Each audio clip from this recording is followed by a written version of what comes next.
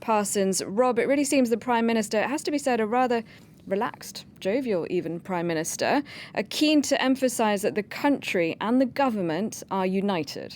Yeah, that was the most interesting thing to come out of it, I think. You remember, before he started speaking, we were talking about the intelligence that had been available to at least certain members of the government, apparently to the President, but that the Prime Minister had not been informed and his cabinet had not been informed of this intelligence, which suggested at least 10 days before the attacks took place that attacks were going to take place on Catholic churches and also the Indian High Commission. The Indian High Commission was not attacked in the event, but the churches obviously were. And it was interesting to hear him talking about it at that meeting today, because he appears, at the moment at least, to be trying to avoid any discussion of the rift between himself and the President. The fact that, for instance, on Sunday, when he called a meeting of the Security Council, the Security Council members didn't turn up. That was after the bombings had taken place, because their prime loyalty apparently is to the President. He prefers at this stage not to dwell on that and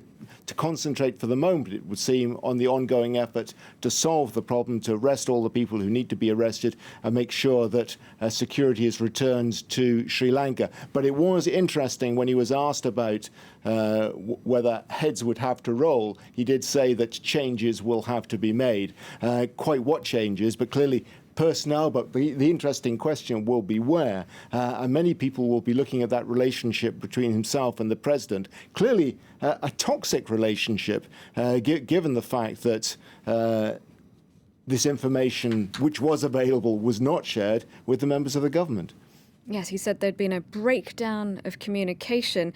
Now, this press conference coming soon after the Islamic State claimed responsibility for the attacks, and he said that it did look like there was some links to the group. Yeah, that's exactly what he said, and he also pointed out that there was a suggestion that some members of the organisation, the local organisation, the NTJ, had been abroad. Where they'd been abroad, he didn't say, but presumably for training. And he also noted that many Sri Lankans had been involved in Syria and Iraq, presumably with the Islamic State organisation. Some had been killed there, some had attempted to come back, some had made it back.